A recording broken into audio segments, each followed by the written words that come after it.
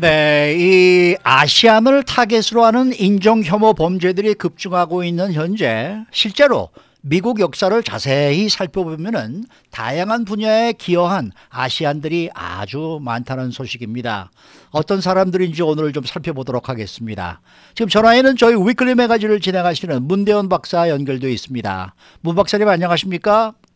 안녕하세요. 네, 이 미국 역사에 아시안들이 자유로든 타이든 간에 이 동원된 경우가 생각보다 참 많네요.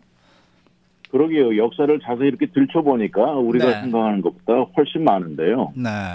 그중에서도 대표적으로 뭐 한 100여 년, 150년 거슬러 올라가는데 우리가 흔히 미국 그 대륙을 가로지르는 그 철도를 건설한 사람들이 중국인들이 동원됐다는 얘기는 잘 알고 있지 않습니까? 그렇죠, 그렇죠. 그런데 이 철도가 이렇게 대서양 쪽에서 태평양까지 철도를 연결해 놨는데 단순히 기차가 지나가는 역할도 물론 제일 중요하지만 그런데 이 철도가 가지고 있는 의미가 상당히 여러 가지로 중요하네요. 미국 모든 분야에 영향을 미친다고 하는데 네. 그중에서도 이 텔레커뮤니케이션이 철도의 의존도가 아주 높다고 합니다. 이거 참 흥미로운 내용인데 이 미국 역사의 커뮤니케이션 인프라스트럭처의 철도가 가장 중요한데 그런 예로 이 이름 저도 이번에 처음 알았는데 셀룰러 컴퍼니 중에 얼마 전에 T-모빌에 합병된 스프린트라고 있지 않습니까? 네네네. 스프린트가 이게 약자인데요. 이 Southern Pacific Railroad Internal Networking을 줄여서 스프린트가 됐는데 여기 기찻길이라는 단어가 끼어 있습니다. 그러네요. 예, 이러면서 인류 이 기술이 발달되고 문명이 발달되면서 또 전자 산업으로 넘어가면서 이 케이블을 많이 깔게 되는 겁니다. 케이블을 까는데 이 엄청난 양의 케이블을 뭐 서부에서 동부까지 깔다 보면 뭐 수많은 나무를 자르고 산도 넘고 강을 건너야 될 텐데 그럴 필요가 없이 이미 150년 전에 깔려 있는 철도를 따라 이것이 다 움직여진다고 하네요. 네, 그래가지고 이제 기술이 발전해서 그 뒤에는 또 파이버 옵틱이 그렇게 됐고 이런 모든 것이 철도를 이용을 많이 한다는데 그럼 이런 철도가 누가 건설했느냐? 바로 중국 이민자들이 사람들이었죠. 했고 이들의 기여도는 말로 표현할 수도 없죠. 근데 이때도 상상이 갑니다만은 공사 현장에서 이들이 겪은 그 인종 차별 이런 걸 피부로 감수해가면서 철도 건설을 하면서 몸과 마음을 거친 거죠. 근데 이제 한 가지 약간 화가 나는 것이 이렇게 철도 공사가 다 끝난 다음에는 곧바로 이런 중국인들의 이야기나 기여도 이런 것들은 빠르게 사라져버리고 이렇게 뭐 아무도 얘기를 안 하게 됐는데 사실 오늘날 미국의 인터넷 뭐 다양한 과학 기술 분야 의학 등 이 모든 최첨단 발달의 그 기초는 아시안들이 깔아놓았다고 해도 과언이 아닌 셈이죠. 네. 그 샌프란시스코의 금문교도 중국인들이 거의 만들었다는 얘기를 제가 그렇죠. 예, 그것도 그렇습니다. 들었습니다. 네. 자, 그리고 처음으로 전기 타자기를 발명한 사람이 또 중국 사람이라고요? 그렇다고 하네요. 네. 이 중국 이 전기 타이프라이터를 발명한 사람인데 이분 이름이 청친카오라는 분인데 이분이 발명을 해냈고 실제 기계를 만들어낸 거는 1940년대 IBM이 만들어냈다고 하네요.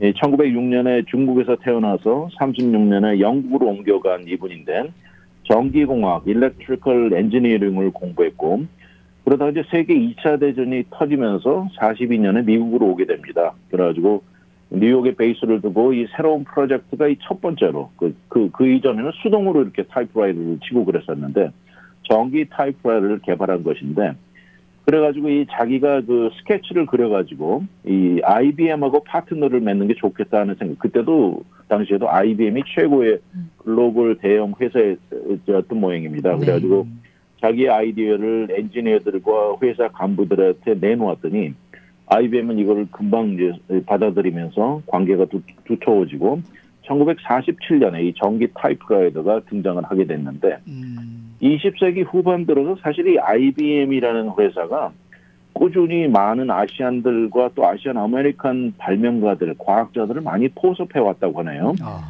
그래서 또 두 번째 분은 이분도 또 타이완 출신인데 타이완 출신의 미국인 첸 예 씨라는 분인데 이분도 타이완에서 출생해서 미국으로 결국 들어오셔가지고 미국에서 여기 노스롭이라고 있지 않습니까? 노스롭에 몸을 담았고 1960년에 전기공학 학사를 받고 이분은 또 군사, 밀리터리 사이언스에 초점을 두었던 분인데 그러고는 결국 코넬 대학원에 가서 1963년에 석사, 또 65년에 박사 학위를 취득을 하고 또 역시 졸업과 동시에 IBM에 조인을 하고 그때 당시 자동화 이 컨트롤과 컴퓨터 분야의 컴퓨테이셔널 시스템을 개발하게 되고 샌호세의 오피스를 열게 되는데 이 지금의 실리콘밸리의 이 초창기 멤버 터줏대감인 셈이죠.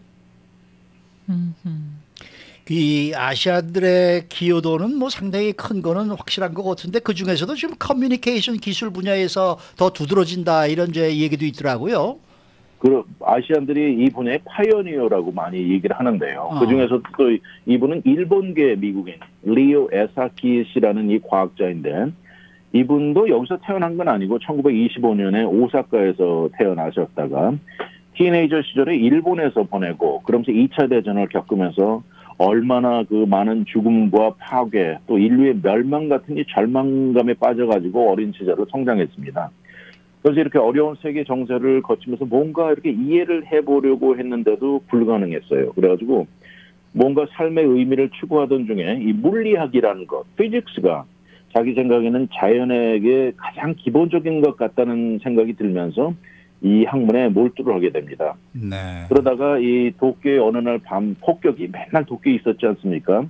이런 생각엔 더 굳어지면서 12년 뒤에 결국은 이분은 PhD 박사 학위를 받고 그때 당시 이름이 도쿄 커뮤니케이션스 엔지니어링 코퍼레이션에 조인을 하게 되는데 이 회사가 바로 오늘날 소니입니다. 네, 그러다가 이분이 1960년에 뉴욕으로 이제 오셔가지고 이분도 역시 그 IBM의 토머스 왓슨 리서치 센터에 조인을 하게 되는데 이분은 결국 그래가지고요 1973년에 물리학 부문 노벨상을 공동 수상하게까지 된 분입니다. 그렇군요. 자, 이렇게 많은 아시안 발명가 과학자들이 역사에 많은 기여를 했는데 지금 현재도 계속되고 있지 않겠습니까? 아시안들의 역할이 점점 더 커지고 있는 듯해요. 그렇습니다. 이건 이 진행형이고 네. 말씀하신 대로 이 분야도 광범위해지고 여러 분야로 나아가고 있는데 이 숫자는 요새는 수천 케이스가 넘는다고 하고요. 여기 찾아보다 보니까 한국분 이름도 하나가 있는데요. 이분은 바로 한국계 미국인인 이름은 T.Y. 안이라고 나오는데 이 라스트 네임이 안인데요. 이분은 그 자력 필름 분야 연구하고 메모리 장치 분야 기여를 한 분인데 이분이 혼자서 갖고 있는 특허만도 500개가 넘는다고 합니다. 와, 네. 그리고 지금 우리가 컴퓨터에서는 USB라는 거 있지 않습니까?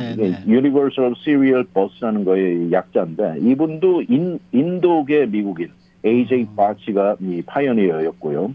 그 옛날에 기억나십니까? 혹시 컴퓨터 중에 왕 컴퓨터라고 기억나십니까? 왕 있었죠. 네, 그분이 그 앤 왕씨인데 왕 레보레토리를 창업하고 이 왕 컴퓨터를 비롯해서 이쪽 이 제품을 현실화한 분이고요. 또 이 지난해 이 팬데믹 동안에도 이 아시안들 활약은 두드러지는데 대표적으로 뭐 유튜브도 있고 도어대시 또 줌 같은 건 대표적이지 않습니까? 네. 근데 우리가 지금 이렇게 라디오 코리아도 유튜브로 나갑니다만은 이 유튜브의 공동 창업자 3명 중 한 사람이 스티브 첸이라고 이 타이완계 미국인인데 이 사람도 부인은 한국 분이네요. 이름이 박지현이라고 써 있는데 그래요. 이분은 구글 마케팅 매니저였다고 써 있고 이 대학은 이 스티브 첸은 대학은 일리노이 얼바나 샴페인을 나왔고요. 그리고 이렇게 이제 예전에 이 선조들이 미국 대륙을 연결하면서 철도를 깔면서 기초를 쌓았다면 스티브 첸이나 무슨 줌 같은 이런 모든 현대판 아시안, 차세대 아시안들은 점점 더 복잡하고 얽히는 세상에 더 확실하게, 더 광범위하게 나아가고 있습니다. 네. 차세대 아시안 아메리칸들의 업적 좀 몇 개 더 살펴볼까요? 네, 차세대 이 중에서도 이 수학 부분에 가장 유명한 사람이 한 분 있는데요. 이 분야를 공부한 사람들은 잘 아실 텐데 이름이 테런스 타오라는 분이 있습니다. 테런스 타오는 이 필드 메달을 수상인데 이 수학 쪽에서 아주 이름이 있는데 여기는 저는 개인적으로 이 아들이 저희 아이하고 학교를 같이 다녀서 제가 아는데요. 네. 여기도 또 부인이 역시 한국 여성입니다. 부인도 로라 킴이라고 옛날에 JPL에서 일렉트리컬 엔지니어 출신이신데 이 테런스 타워도 어마어마한 이 노벨상 수상자들과 어깨를 나란히 할 정도로 이렇게 이제 유명한 분이 또 차세대 이제 과학자고요. 수학자, 과학자고. 그리고 혹시 그 챌린저 참사 때 기억나십니까?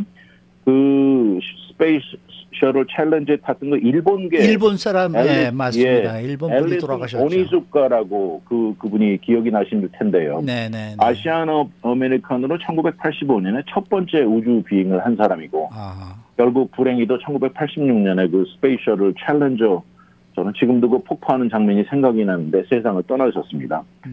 그리고 유태인하고 혼혈인 모양인데 Jewish Korean American인 마크 폴란스키라는 사람도 지난 2001년에 스페이스 여행을 했다고 이렇게 나와 있네요. 이름 중에 한국 분은 안 계시나요? 한국 분이 한 분 계시는데 너무나 공교롭게 이분의 네. 성함이 강대원이라고 저하고 이름이 똑같은데 강대원이요? 네, 한문도 네. 똑같더라고요. 이분은 네, 1931년 서울에서 태어나서 서울대를 졸업한 한국 미국인 발명가 엔지니어라고 나오는데요. 이분은 그 간단한 약자로 모스펫이라는 이 새로운 그 기술을 발명해가지고 이 반도체 계통인 모양입니다. 근데 이분이 지금 현대 사회의 전자계의 이 모스펫 발명이 모든 거에 가장 중요한 발명이라고 치는데요. 서울대를 졸업하시고 55년에 미국으로 이민하셔서 오하이오 스테이트에서 물리학 박사를 받으시고 뉴저지의 벨 텔레콤 랩에서 오래 계시다가 또 그 이후에는 NEC Research Institute 사장을 부임했는데 불행히도 이분은 1992년에 갑자기 그 대동맥이 터지는 그 애뉴리즘으로 응급수술 중에 사망하셨습니다. 그래가지고 전자계에서는 이분도 꽤 이름이 알려진 분으로 알려져 있는데 말씀드린 대로 예전에 기술, 과학계는 물론이고요. 앞으로 이 정치를 포함해서 다양한 분야에 이 모든 아시안 아메리칸들이 두각을 나타내기를 희망하는 마음이 간절하네요. 그렇습니다. 오늘 말씀 잘 들었습니다. 감사합니다. 네, 지금까지 문대원 박사와 함께했습니다.